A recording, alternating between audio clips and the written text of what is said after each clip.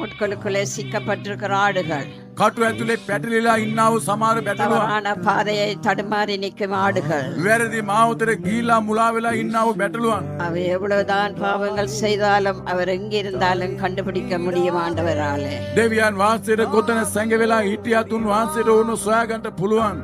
வேதம் வாசிக்கிற நீங்கள் ரோமர் புஸ்தகம் 4 அதிகாரம் 7 வசனம். රෝම පොතේ 4 වෙනි පරිච්ඡේදය 7 වෙනි පදේ இந்த කියවන්නේ. நாட்களிலே எங்களுக்கு அறிந்தும் அறியாமலும், මේ දවස්වල අපි දැනුවත්ව කළා වූ දේවල්, நாங்கள் தெரிந்தும் தெரியாமலும், අපි නොදැනුවත්ව කළා වූ දේවල්, நம்முடைய சரீரத்தின் அவயவங்களாலும் கூட பாவம் செய்திருந்தாலும் අපගේ ශරීරයේ අවයවයන් කරනකොටගෙන අපි පව් කරලා සිටියත් ஒரு நல்ல நேரம் ஆண்டவர் தருகிறார் இன்னும் மனம் திரும்பும்படியாக. දෙවියන් වාසේ යහපත් වේලාවක් දෙනවා අපි පසුතැවෙන පිණිස සිත් ඇරෙන පිණිස.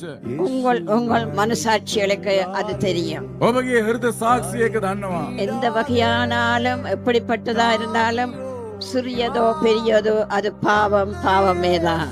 ලොකු දෙයක් වෙන්න පුළුවන්, කුඩා දෙයක් වෙන්න පුළුවන්, කුමන ආකාර දෙයක් වෙන්න පුළුවන්, ඒක පාපය පාපයම. தேவனிடம் பாவங்களை அறிக்கை செய்வீர்களாக. ඒ නිසා ඔබගේ අභ්‍යන්තර පාප කියා දෙන්න. நீதிமொழிகள் 21 வசனம் சொல்றது, இவனுடைய பாவங்கள் மூடப்பட்டதோ அது மறைக்கிறவன் வாழ்வடைய மாட்டான் என்று சொல்லப்படுகிறது. බයිබලයේ කියනවා පාපය සංගවන්නා ජීවත් වෙන්නේ නැහැ කියලා. அதை விட்டு அறிக்கை செய்து விட்டு விடுகிறவனே வாழ்வடைவான். අනේ පාපය කියාදී අත්හැරෙන මනුස්සයා කරුණාව ලබන්නේය. பழையவைகள் எல்லாம் ஒளிந்தன, සියලු පරණ දේවල් පහව ගියේය. புதியவைகள் இன்று தொடங்குகிறது. මෙන්න අලුත් දේවල් අද ආරම්භ இந்த වෙනවා. புதிய வருஷத்திலே பழையவைகள் நடந்து கொண்ட விதங்கள், நீங்களுடைய வாயினால் செய்த ஒவ்வொரு வார்த்தை கூட அது பாவங்களாய் இருக்கலாம்.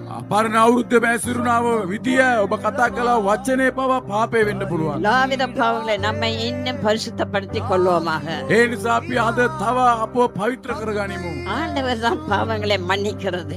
දෙවියන් වහන්සේ පමණයි පාපයට කමාව දෙන්නේ. உங்களுக்கும் ஆண்டவருக்கும் உள்ள இணைப்பாலமாக இந்த பாவம் தடையாக வராதபடிக்கு ඔබට දෙවියන් වහන්සේ අතර තිබෙන සම්බන්ධකමට මේ පාපය බාධාවක් නොවන පිණිස என்று மனம் திரும்புறதுக்கு நேரம் அதிகமாய் இல்லை. අද තවත් ඔබට පස්තැවිලි වෙන්න වැඩි කාලයක් නැහැ. மனுஷன் பாவத்திலே பிறந்தவன். මනුස්සයා පාපය ඉපදලා බිව් කෙනෙක්. அவருக்கு முன்னதாக நாங்கள் நம்மை பரிசுத்தப்படுத்திக் கொள்வோமாக. ඒ නිසා දෙවියන් වහන්සේ ඉදිරියේ අපි පවිත්‍ර කරගන්න.